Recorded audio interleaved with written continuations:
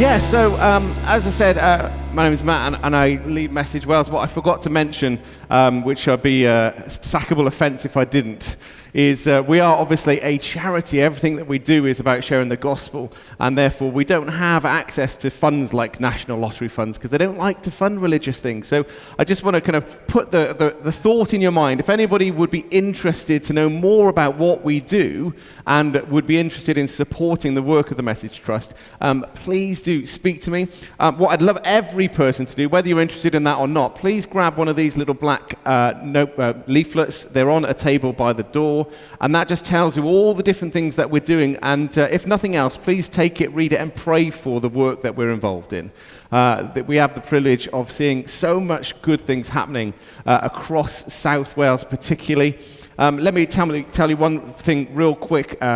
We felt there was a lack in the churches, particularly around Cardiff, where we were seeing so many young people who had kind of been lost or disengaged through the pandemic, and so many youth groups were struggling. I'm sure you know the story yourselves. And we're also seeing so many churches saying, we've got no youth workers, we've got no youth leaders, we've got nobody to spearhead that work. And we thought, what's happened with all the young people who used to grow up, who wanted to be youth workers and ministers and get into training and get into being serving God in that way? And so we decided to get a whole bunch of churches together and say, we want to start gathering young people in a kind of city-wide way again, so that they have an opportunity to see that there's more going on than just maybe the 2 or 3 that are in their church. So many churches have got 2 or 3 young people, but we said, let's put them all in a room together. Let's spur them on. Let's encourage them. Let's build them up. Let's have time to pray and worship and build their faith, so that these guys will become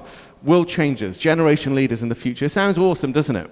And so we did something I think last Friday we had our most recent one of those. There's a picture on one of the slides, if you just skip through a couple, which just shows what happened. And last Friday we had, there we go, we had 280 people gathered in a room in Cardiff.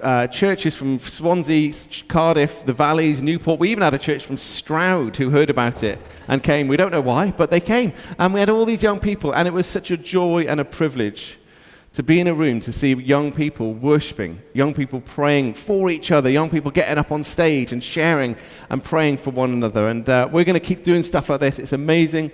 And I'm really excited as well that having met with Nigel and met with some of the other church leaders around Barry, that we want to do something with you guys as well. We are keen to see the young people of Barry not get forgotten. The young people of Barry have an opportunity to sit under the sound of the gospel and to hear about the good news of Jesus, that there is hope, that there is life, that there is a future that they can have in him. And so we don't know what that's going to look like, but I'm so excited to be here and to kind of just to continue to build this relationship, this partnership with you as a church and with Message Wales. And I hope we'll be seeing more of each other in the future as we look to figure out what is it that we can do to help reach the young people in Barry together. So please do be praying for us in that. And a particular plea, just to say, if you are working in schools in any way, please grab one of these schools packs. We would love to be in the schools in Barry. In fact, one of the things we're talking about is we have a project called the No More Knives Tour, which goes into schools and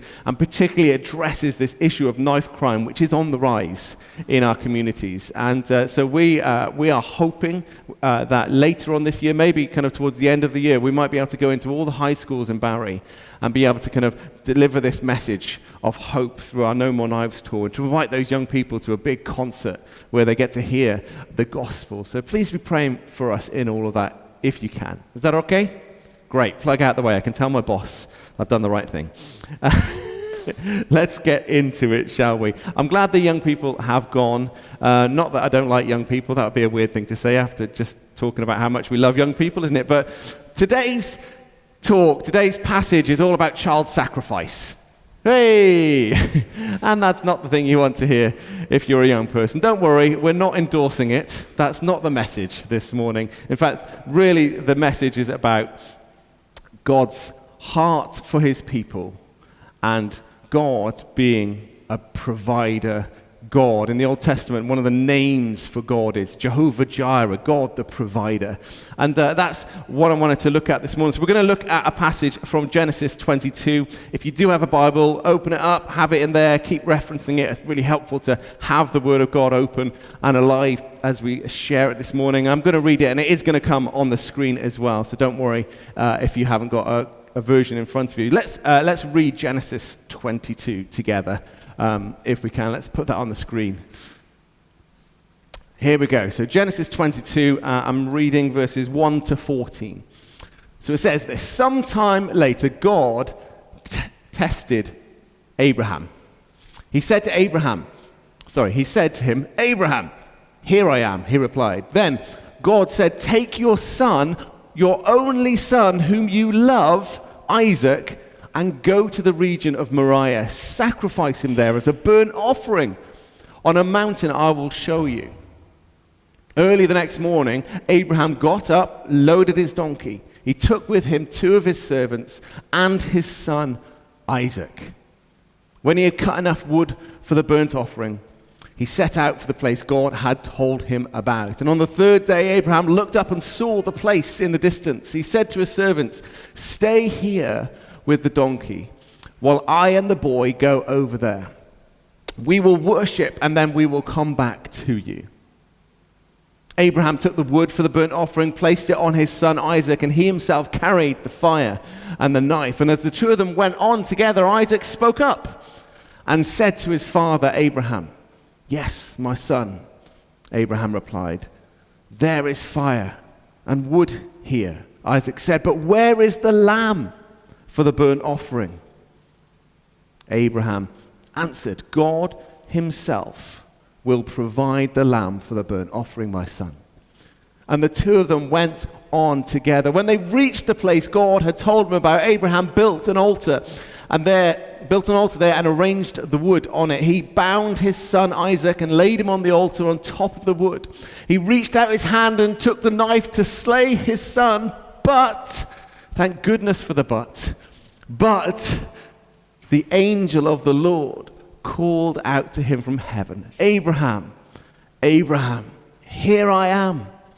He replied, do not lay a hand on the boy. He said, do not do anything to him. Now I know that you fear God because you have not withheld from me your son, your only son. Let me just read that line again because that's kind of key to the whole thing that we're saying here. Now that I know that you fear God because you have not withheld from me your son, your only son. Abraham looked up, and there in the thicket he saw a ram caught by its horns. He went over and he took the ram and sacrificed it as a burnt offering instead of his son. So Abraham called that place, the Lord will provide. And to this day it is said, on the mountain of the Lord it will be provided. An epic story there of trust and sacrifice and the heart of God being revealed in what seems like an awkward and odd story of sacrifice. But let's not get distracted by that. That wasn't the point of this story. Now, before we really get into that, let me tell you a little something about my past. When I was younger, I was a big fan of Rolos. Anybody love a good Rolo? I mean, it's just one of the best chocolates, isn't it? Just the chocolate in the Rolo is beautiful. But when you bite into it and all the gooey caramel pours out and fills your mouth full of flavor, it's just absolutely divine. It's beautiful. I love it. And when I was growing up, the campaign around Rolos was all around this slogan which said, do you love someone enough to give them your last Rolo? Do you love someone enough to give your last Rolo? And it was this idea that was being painted, this picture that was being painted, that these chocolates are so good that you're going to want to devour them all, you're going to want to eat them all. But when you get down to that last one and you look over and you see, that person that you love, your wife or your parents or your boyfriend or girlfriend or that kid in the class as it was for me, and you look across and like, do I love them enough to give my last Rolo? I've only got one left. I want to eat it all for myself, but do I love that person enough? to hand them that last Rolo in the packet. And if you were smart, what you do is you take the gold foil and you'd wrap it up in the gold foil, make it look all precious and beautiful, and you hand it over to that person, give them the last Rolo, and they'd be like, oh, that's so lovely, that's so generous, that's so sacrificial, that's so kind, aren't you wonderful? And I would think, yes, I am, thank you. I'll do this more often. Every time I would buy a pack of Rolos, I'd be like, who can I give my last Rolo to? Not because I loved like loads of people, but because I wanted to be able to be seen to be doing this act of generosity, this act of kindness, this act of sacrificial love. Oh, he's given his last Rolo away. I really bought into the advert and the campaign that was going on at the time. But here's the thing, right? Here's the thing, and this is my confession to you this morning. I found a way to cheat the system. And what I would do is I worked out that if I opened up a pack of Rolos and took the first one out, so that was the first Rolo, right? So that means the one at the bottom must be the last Rolo. That stands to reason. So rather than eat the whole packet and then give away my last Rolo, I would open the bottom of the packet, I would take it out in the foil and wrap it up nicely. And then I'd go and give it my last Rolo to someone. Ben, I want to give you my last Rolo. That's for you. Aren't I generous and kind and loving and sacrificial? And I'd walk away with all that kind of like adulation, that pride that I've done a lovely thing. People would think, isn't he lovely? Isn't he cute? Isn't he sweet? And I would still have all the rest of the Rolos in the packet still to eat. Now I know, technically speaking, it's still just one less Rolo for me. But somehow in my brain, in my head, I'd worked out that if I gave them the last Rolo first, I didn't feel like I was missing out in the same way. I could give that generosity away, and I could look great, but I still had all the treats that I wanted to enjoy. And that made sense to me. Does that make sense? Does that sound like a smart thing to do? No. Don't nod your heads. That was a terrible thing to do. Because what I was doing was completely missing the point. The whole point of this idea that to give away your last thing, the best thing that you've got, and to give away the last thing that you've got, and to give it away to somebody else. That was the point. The act of giving it away, that was important. But it's the fact that it was something that was precious, that was special, and it was the last one that you had, that made it more special. And so for me, kind of finding a way to cheat the system meant I wasn't really doing it with the right reasons. I wasn't doing it with the right heart. I was trying to get all of the praise and all of the love and all of the adulation, but without any of the sacrifice. That last Rolo that I gave to Ben, sorry Ben, it cost me nothing because I still got the rest of the packet.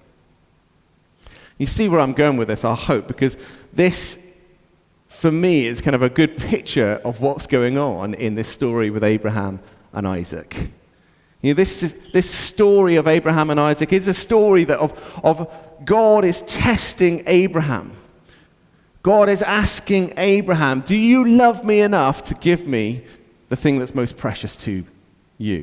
It wasn't a Rolo in this case, it was a son. But let's look into this passage and let's see what was really going on. Because this isn't, thank goodness, a story about child sacrifice. That was the backdrop, that was the context. But really, this is a story about our hearts.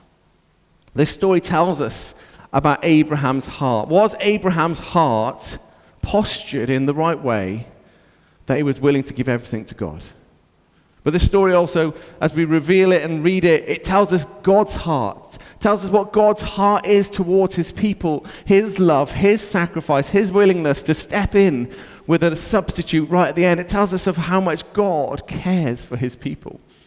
And as we read this story and this story reads us, I think we have an opportunity this morning for this to be a story that checks our hearts. And that's what I want us to do this morning. So are you ready for a heart examination? Yeah? You up for it? Let's have a look. Let's just go back over this text from Genesis. And I just want to draw out three things, which I've already alluded to, but hopefully you'll see it there as we go through the text. And the first thing is simply this. In this story, if we skip to the next slides, in this story is about giving everything to God. Everything. It's not just about giving Isaac. It's not about just God testing Abraham with the sacrifice of, is he willing to give up his son? This is about giving everything to God. You see, Abraham, move on to the next slide. if we can. And then the next one again. Oh, we all can. No, we go back one. There should be a phrase that pops up. If it doesn't, don't worry. I'll just get you to remember it. The first one that should come up is God. Give everything to God.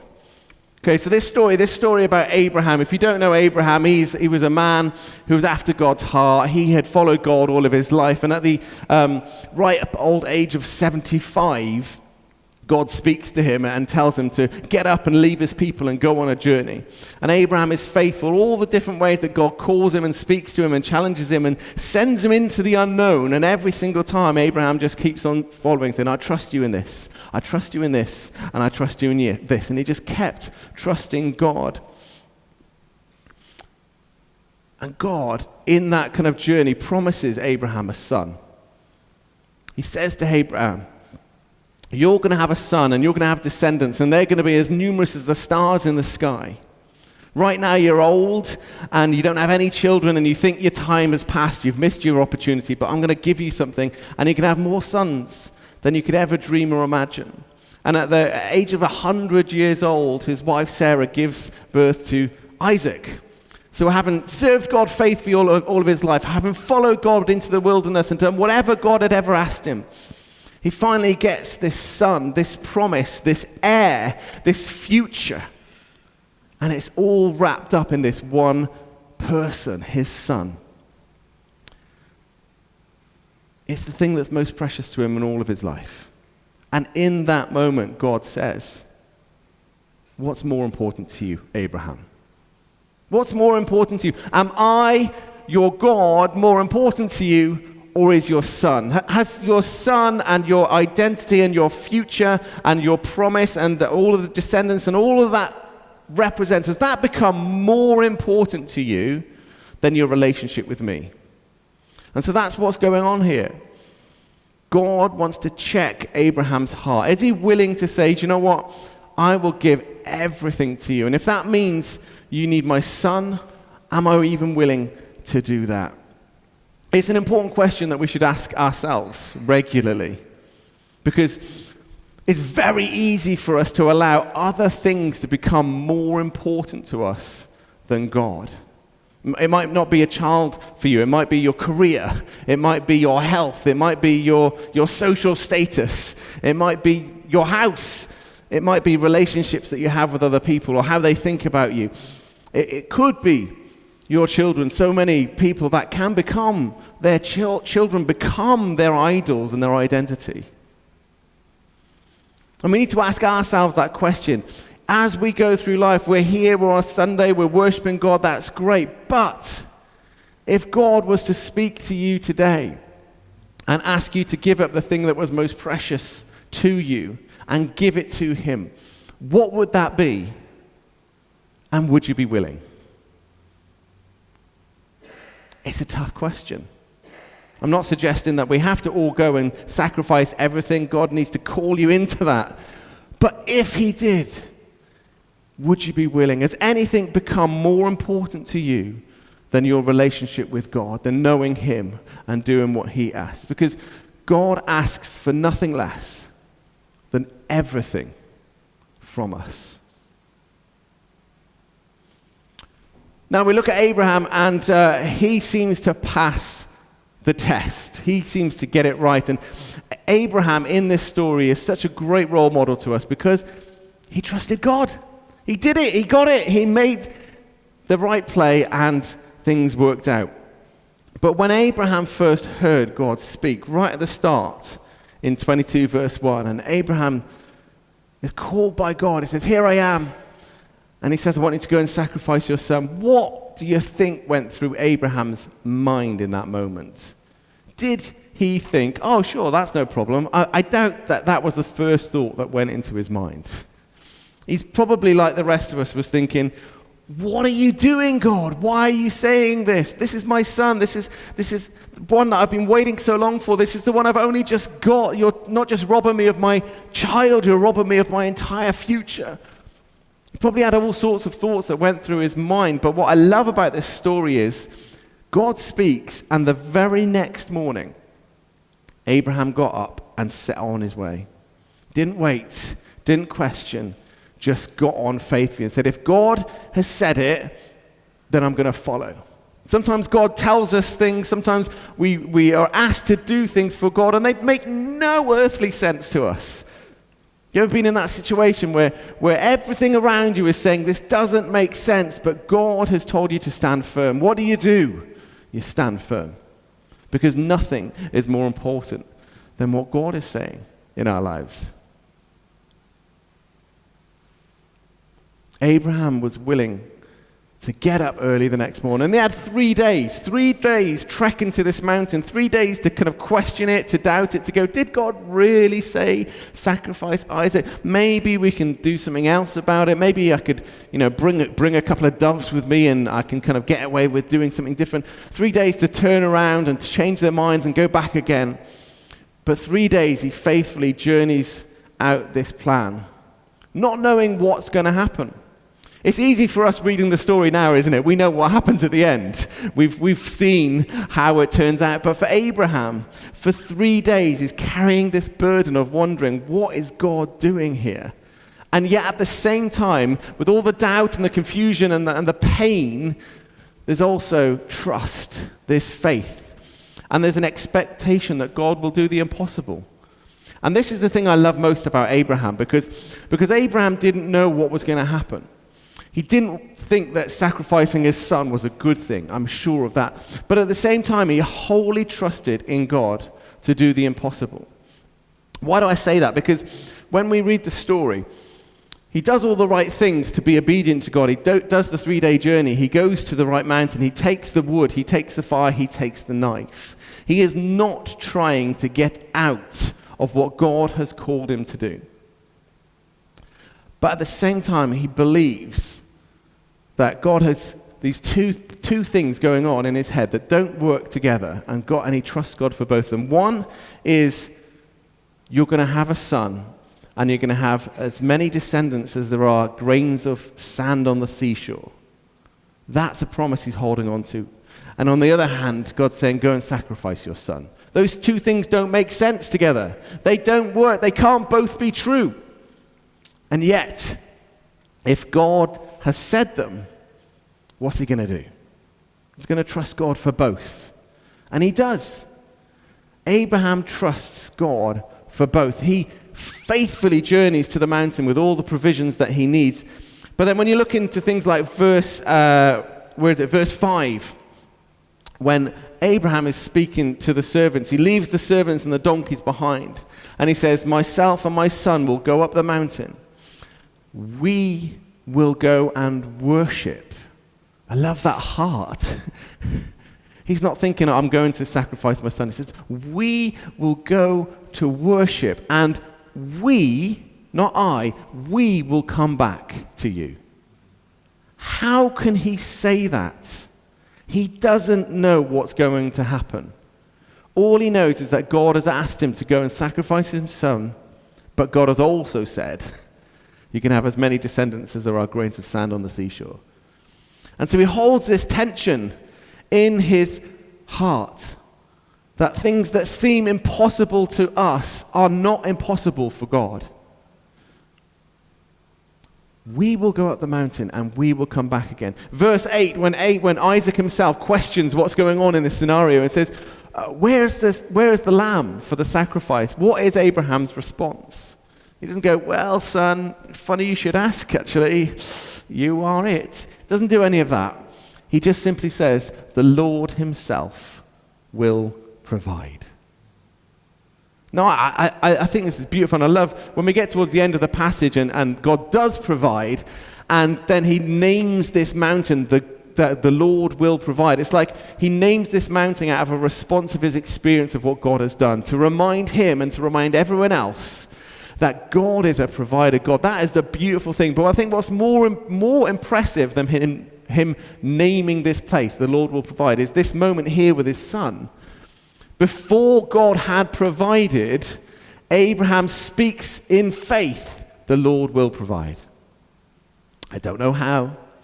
I don't know how this is going to happen. Maybe God will find some other way of making this work out. Maybe God will raise him from the dead. I will sacrifice him faithfully in God. He doesn't know what's going to happen, but he knows that God will provide. That's faith right there. Oh, to have that level of faith, that amount of faith in our circumstances, in your circumstances.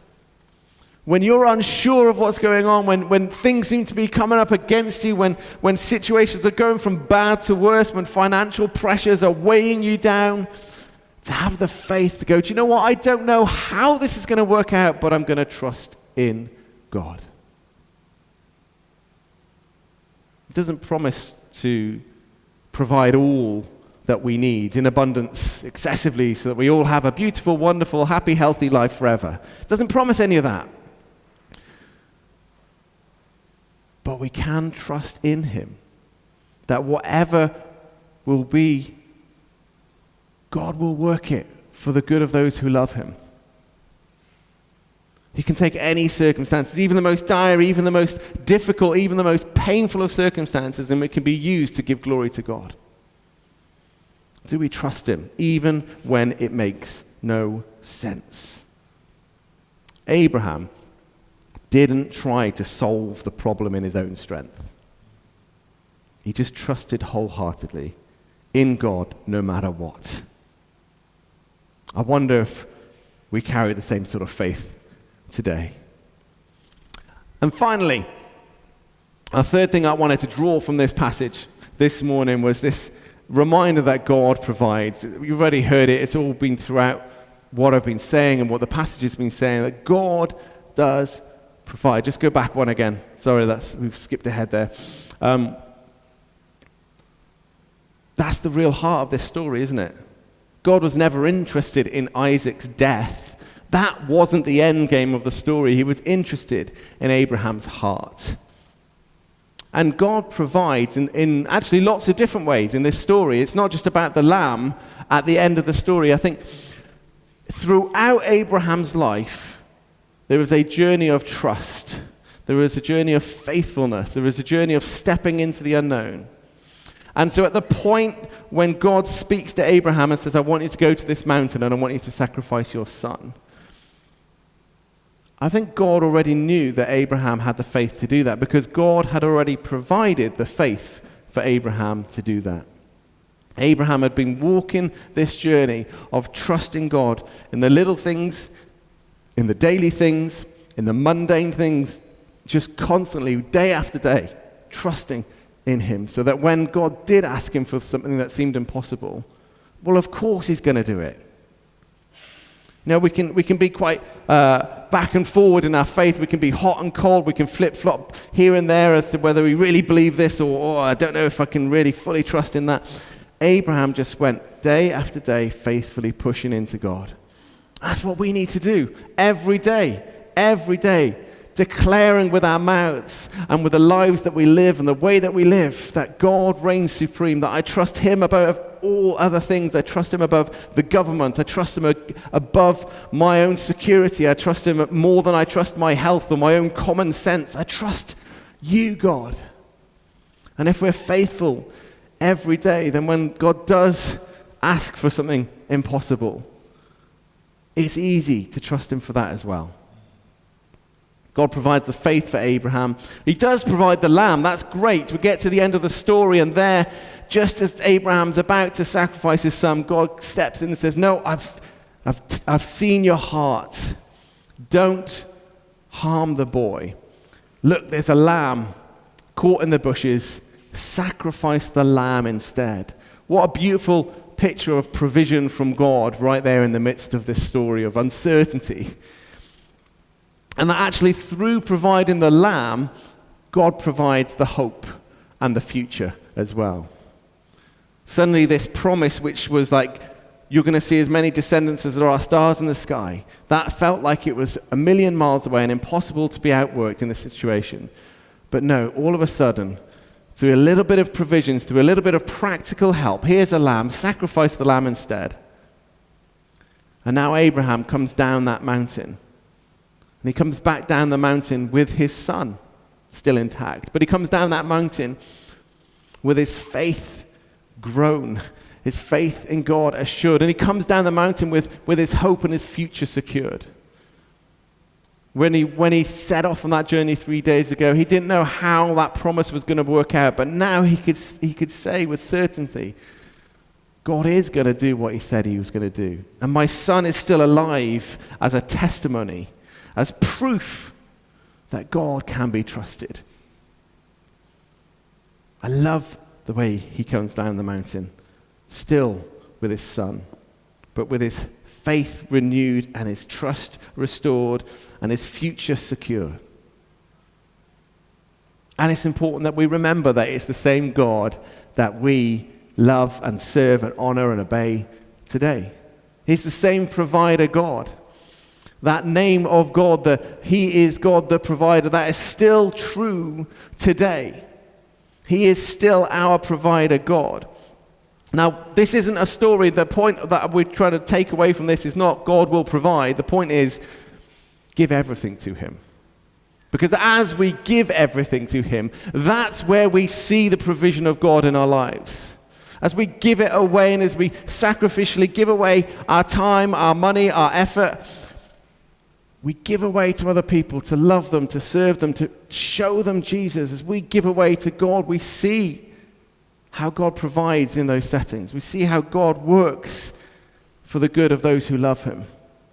It's not about making our lives better, but it makes our lives richer as we serve him and see the goodness of God through the work that we do for him. You can't ask God to provide. It's not about saying, God, I need this, I need that, I need the other. It's not about asking God to provide everything for you if you're not willing to give him your last Rolo. You can't cheat God in this scenario. If our heart's not in it, if we're not already fully dedicated and committed and completely sold out to him, then don't go asking God to provide this, that, and the other. That's not what we're saying here. But let me end by saying this. This is a beautiful picture of what God would do with Jesus. We put the last slide on there. And it's important that we see what God was doing with Abraham was something he wanted to teach every one of us. Where Abraham was asked to sacrifice his son, thankfully he didn't have to do it, but God knew a day would come when he would send his son to be sacrificed for our sakes. The lamb that was provided in the bushes, the lamb that was the substitute that was brought in and sacrificed on the altar in Isaac's place, that is Jesus, who came into this world to be the sacrifice for us. We, through our brokenness, through our disobedience to God, we deserve death. But Jesus stepped in our place. So that ultimately, death is not the end for us, because we have a hope and a future secured through him now as well. Isaac, who was destined for death in this scenario, came down the mountain with his future and his hope secured. And the same is true for us. Because of what Jesus did on the cross, every one of us has a hope and a future secure. That when we die, we get to go to be with God for all eternity. It's not the end anymore. He set us free to actually live the life that we couldn't have lived without him. And let's make the most of it while we're here. But also that future of eternity with God is secured in him as well. And I love the picture that this paints, because it just reminds us once again, the Lord will provide. So, I'd love to pray. Let's bow our heads. And let me pray for you, and maybe you want to pray something specific this morning. Maybe there are things in your life which you have allowed to become more important to you than God. Choose now to offer it to him as a sacrifice. Give it all to God.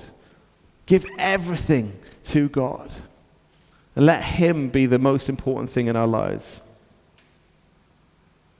If that's where you're at right now, just in the quiet, offer it to God. Say to him, I'm sorry that I've allowed this thing to become a distraction from me loving you.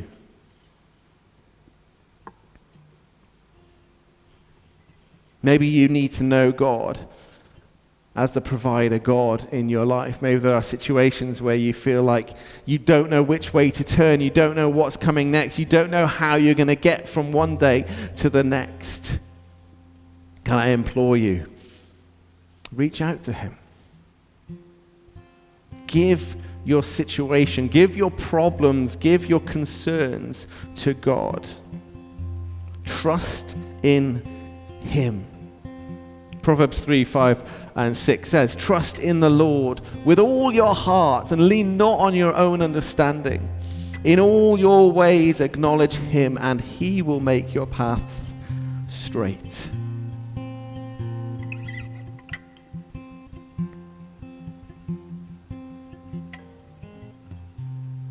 And if you don't know Jesus, if maybe you've come here this morning and you've been walking that line between being all in or not, maybe you're just exploring what it means to really be a Christian. Well, it means this. It means giving everything to God.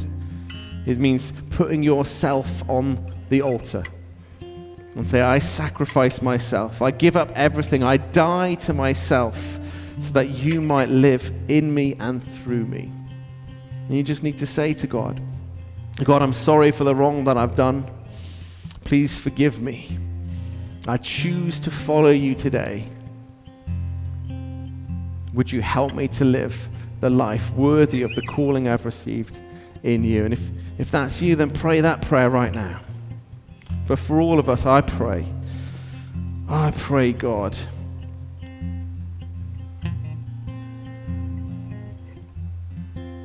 would we come to know you and love you, to worship you, to live for you, to give up everything for you, because knowing you is more precious than all the gold and all the silver and all the vaults.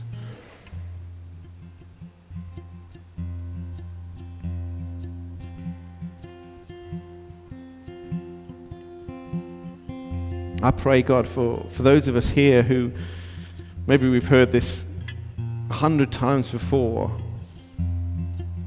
but I know we can blow hot and cold. We can become lukewarm or jaded or just tired out. God, I pray you would reignite a passion, an awe and wonder at your love for us that would spur us on to do even greater things for you. We are your children who you love. Help us to love you with all of our heart, with all of our mind, with all of our strength. In Jesus' name, amen.